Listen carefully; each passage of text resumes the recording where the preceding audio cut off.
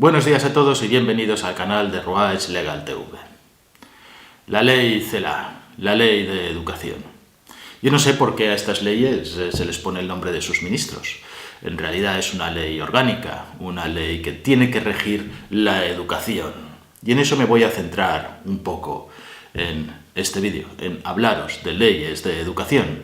Porque la ley CELA es una modificación de la ley que ya existe, de la ley Wert. Y las dos tienen para mí puntos que son muy críticos. No os puedo hablar de todo porque sería muy extenso, pero sí hablaremos de algunos puntos que son importantes. Pero antes os quiero poner un corte. Un corte de solamente 30 segundos. Es una comparecencia, una entrevista que hizo la ministra CELA hace tan solo 2 o 3 días en Radio Televisión Española, por las mañanas. La ley lo que dice es, estos serán centros de referencia y de apoyo para todo el sistema, habida cuenta del know-how que tienen, y además podrán seguir escolarizando niños. Para esa escolarización de niños se tendrá en cuenta el interés superior del menor y además se consultará a las familias. Esta es la cuestión. ¿Qué ocurre? Que hay algunos padres que consideran, o que se les ha dicho, que se van a cerrar esos centros. Esos centros no se van a cerrar. No se van a cerrar porque son necesarios en el sistema. A partir de ahí la especulación es libre. Pero también he de decir que este proyecto de ley nace acompañado de mucha falsificación, muchas fake news. Y obviamente una de ellas ha sido esta, otra ha sido el tema del cierre de la concertada, una cuestión absolutamente falaz. ¿Os habéis dado cuenta? Es brutal. ¿Qué es lo que acaba de decir en sí mismo? Que todos aquellos que piensan que la reforma de la normativa está atacando a la libertad de los padres para elegir un centro, o que algunos de los centros probablemente tienden a cerrarse, son fake news, son bulos, son mentiras. Si esto lo ponemos en relación con el proyecto de ley de censura que tiene el gobierno y que ya ha sido también tan criticado, por el que se permitiría, a través de una comisión que decidiera qué son fake news, que eliminaran, censuraran las redes sociales, cortaran los links a todas estas noticias fake news, lo que dice la ministra es muy grave. Y esto no va tanto de cuál es el texto de la ley, porque las leyes después hay que aplicarlas. La práctica de aplicación de las leyes es algo diferente a veces de lo que pretende decir el legislador o de lo que dice el legislador.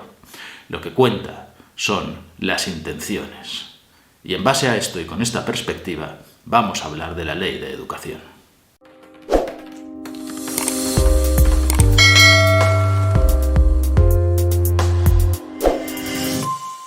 La libertad de elección de un centro de los padres tiene bastante que ver con la existencia de una escuela pública o de una escuela concertada. También tenemos aquí 3 modelos: pública, concertada y privada. La privada queda fuera porque es íntegramente pagada por los alumnos, los padres de los alumnos que van a estas escuelas, y no quedan afectadas por quién tiene que ir o quién puede decidir o no decidir. Lo demás sí que queda afectado por la ley. Se está hablando mucho del artículo 84, del artículo 85. En realidad, hoy en día ya la elección libre de centro no existe. Desde hace ya bastantes años. Uno no puede llevar a su hijo al colegio, ni público ni concertado que quiera, sino que siempre hay estas líneas, estos sistemas de puntuación en los cuales un niño puede estar según si vive, según si no vive, según si tienes hermanos, si no tienes hermanos. Esto está ya en la ley y me parece en cierto modo lógico que sea así para que haya colegios para todos y no un único colegio que no pueda atender debida y adecuadamente a todas las peticiones de alumnos. Sin embargo, lo que hace esta ley es poner alguna dificultad más a la libre elección. La dificultad que añade es la división de áreas junto con la demanda y la oferta, es decir, que serán al final los centros públicos los que, conforme a las áreas que hayan y conforme a la demanda social, determinen cuántas plazas tiene que tener un determinado colegio, sea concertado o sea público. Pero esto ya no es de la ley CELA, está en la ley Wert también y está en leyes anteriores. Los colegios concertados, bajo el epígrafe, esto es el artículo 88 de la ley actual y también será el de la ley CELA, bajo el concepto de garantía de gratuidad, se prohíbe a los colegios concertados, también públicos, el poder recibir a través de fundaciones, a través de asociaciones de padres, cualquier tipo de donación, donativo, ayuda, para aquello que sea en principio solo gratuito, es decir, quedan fuera que hagan actividades extraescolares, que hagan actividades complementarias. Pero el fondo de la cuestión, el fondo de las intenciones, es que, al fin y al cabo, para ir a un centro concertado hay cada vez más dificultades. Pensemos dos cosas. Si yo, por ejemplo, fui a una escuela y ahora vivo en otro lugar, pero me gustaría que mis hijos fueran a esa escuela porque estuve bien, porque me gustó, porque la conozco, ¿por qué no puedo llevarlos a esa escuela si vivo en otro lugar? ¿Por qué no tengo una superpuntuación por ser antiguo alumno de esa escuela, sea pública o sea concertada? Debería poder hacerlo y debería tener esa libertad de elección para la enseñanza que quiero que reciban mis hijos. Y en segundo lugar, ¿por qué no puedo hacer con mi dinero lo que quiera? ¿Por qué no puedo dar a un colegio dinero, a una fundación de un colegio dinero? Puedo dárselo a una ONG, puedo dárselo a la Cruz Roja, puedo dárselo a un proyecto científico loco de la Conchinchina y nadie me va a decir nada. Pero un colegio no podría aceptar este tipo de donativos a no ser que lo encubramos a través de fundaciones o a través de cooperaciones o asociaciones de cosas que no tienen que ver en principio con la enseñanza, cuando de lo que se trata es del sostenimiento de la escuela, de mejorar esa escuela. ¿Estoy diciendo que la escuela pública es mala? ¿Estoy diciendo que la escuela pública es peor que la escuela concertada? No estoy diciendo esto para nada. Hay escuelas públicas, como todas, que serán mejores y otras que serán peores, al igual que escuelas concertadas que serán mejores y peores. Y el concepto de mejor y peor es hasta relativo, porque dependerá de mí, de los padres, de las madres, que van a decidir qué escuela quieren o que deberían poder decidir qué escuela quieren. Hay un artículo que también está en la ley, creo que para decidir cuáles son el número de plazas o de autorizaciones en los centros, la escuela dice que no se tendrá en cuenta cosas como que el colegio sea plurilingüe, cosas como preparación curricular específica o especial, cosas como formación de calidad y que hayan hecho algún proyecto de formación de calidad. Y yo no lo entiendo, porque en realidad, si alguna escuela pública, privada o concertada quiere hacer todas estas cosas, ¿es para mejorar? ¿Y por qué no se puede puntuar que las escuelas por sí mismas decidan mejorar y tener mejores profesores? No sé, otra de las cosas que son contradicciones. Queremos tratar a todo el mundo por igual, pero tratar a todo el mundo por igual no significa cortar por abajo.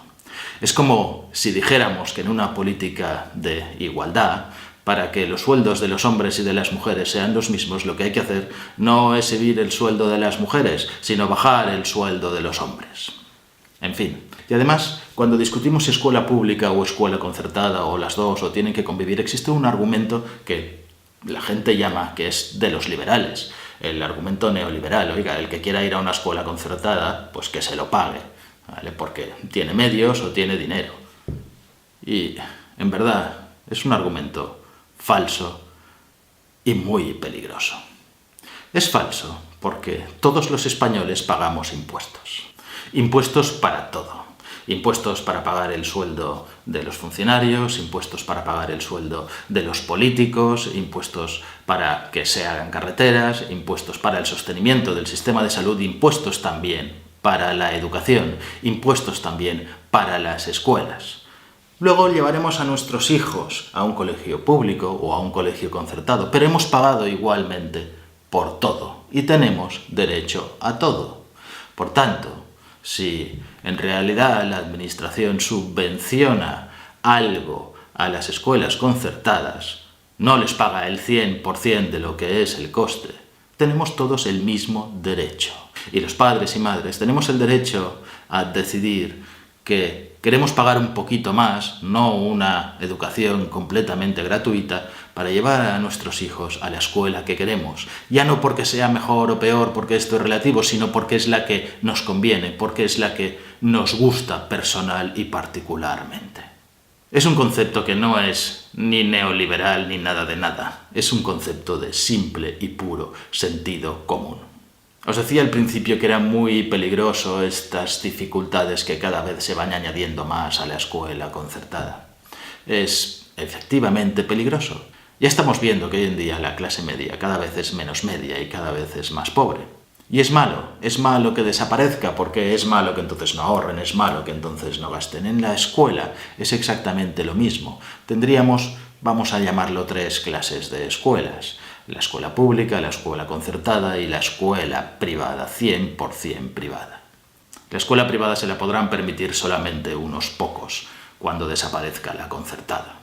Y entonces habremos conseguido eliminar toda la parte del centro, toda la parte que yo considero es razonable que exista y es la que garantiza la libertad de elección, la libertad de enseñanza a todo el mundo.